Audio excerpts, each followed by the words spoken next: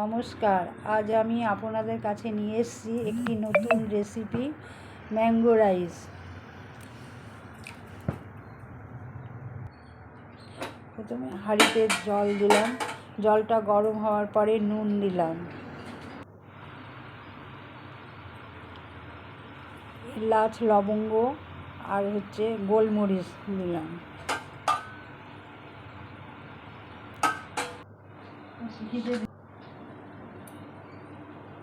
সাদা তেল ছড়িয়ে দিলাম।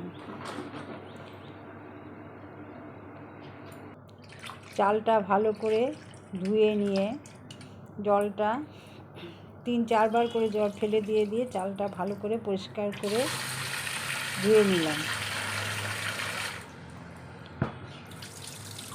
চালটা পরিষ্কার করে ধোয়া হলে পরে 3-4 বার করে ধুয়ে নিলাম।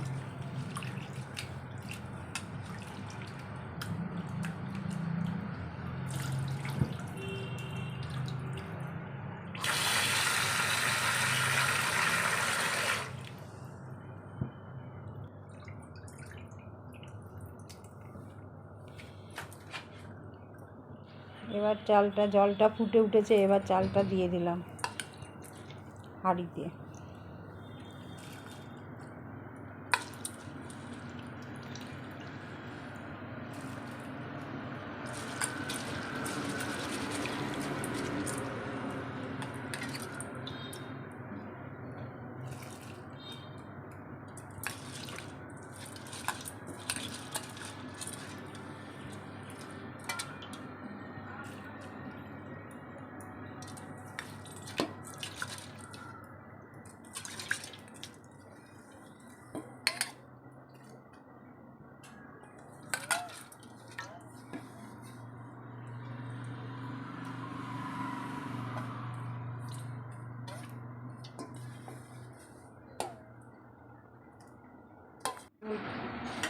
খুন্তি দিয়ে একটু ভালো করে নেড়ে দিলাম।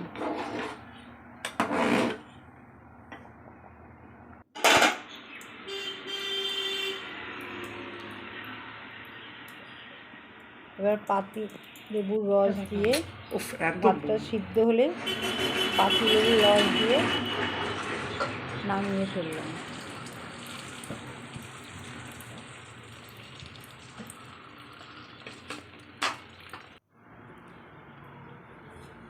এবার আমটা বটিতে কেটে নিলাম, খোসাটা ছাড়িয়ে নিয়ে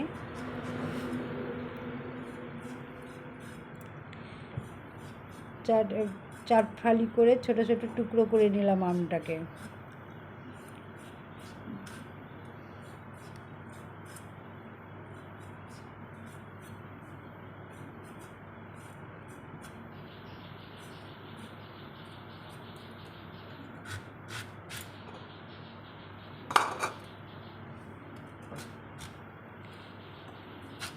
আমের টুকরোগুলো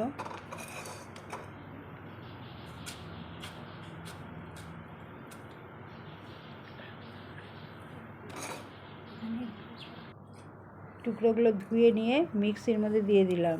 সামান্য একটু নুনও দিলাম, দিয়ে একটু জল দিয়ে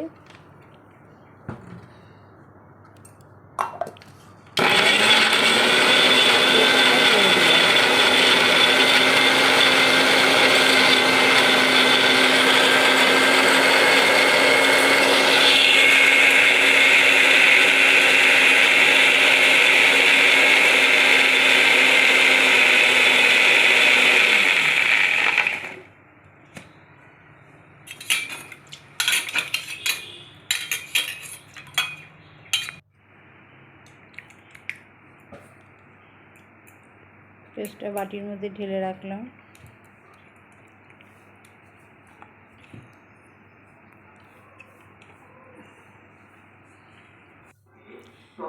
ওভেনে কড়াই দিয়ে সামান্য পরিমাণে তেল দিলাম, সাদা তেল, এখানে কোনো ঘি ব্যবহারই করিনি। হালকার উপরে তেলে একটু নুন ছিটিয়ে সর্ষে ফোড়ন দিলাম, যাতে তেলটা না ছিটকে আসে যায়।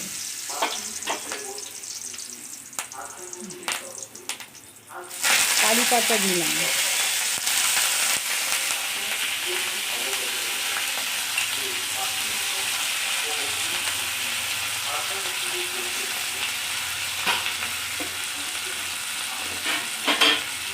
জলে ভেজানো ছোলার ডাল দিলাম।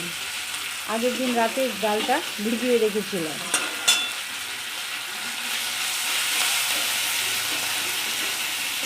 ভালো করে কারি পাতাটা নেড়ে নিলাম।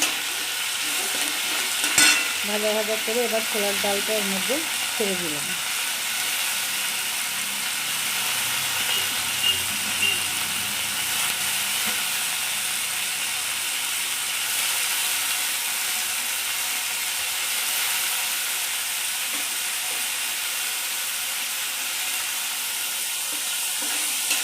দিয়ে নাড়াচাড়া করতে থাকলাম।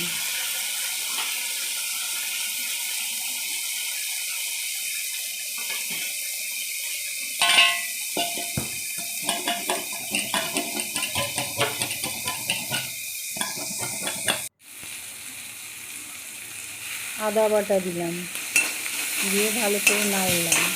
মশলাটা ভালো করে কষিয়ে নিলাম।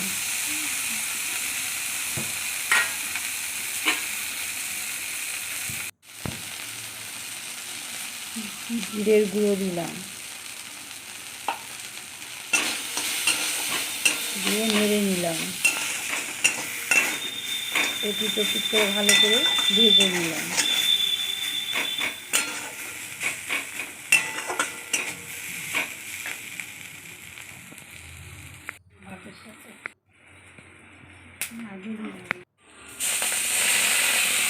আমের পাল্প দিয়ে দিলাম। আমের যে পেস্টটা করেছিলাম সেইটা দিয়ে আবার ভালো করে নাড়তে থাকলাম।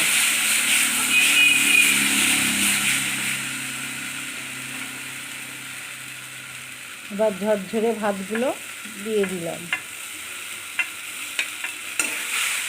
দিয়ে নাড়তে থাকছি।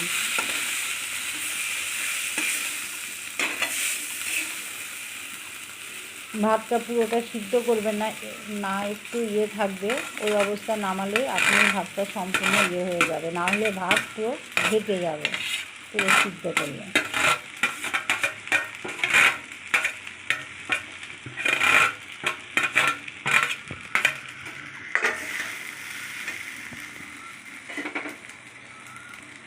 একটু নুন ছিটিয়ে দিলাম।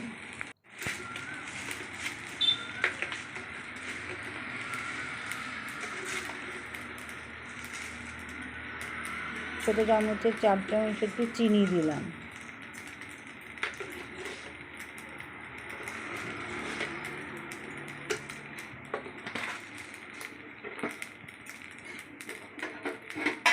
এবার নুন চিনি দিয়ে ভালো করে ওটা মিক্স করে নিলাম। ভাতের সঙ্গে ভালো করে নেড়ে চেড়ে মিশিয়ে নিলাম।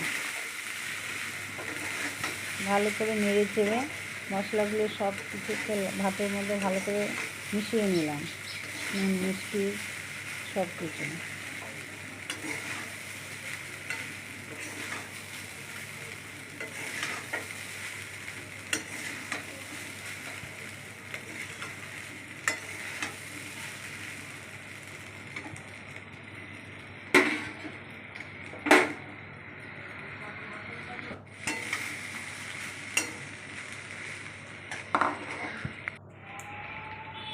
সামান্য ভাজা মশলা ছিটিয়ে দিলাম, দিয়ে আবার ভালো করে নেড়ে নিলাম। এপিট ওপিট করে ওপর নিচ করে সমস্ত ভাতটা সমস্ত মশলাটা যাতে সব জায়গায় সমান পরিমাণে থাকে সেইভাবে ভালো করে নেড়ে নিলাম।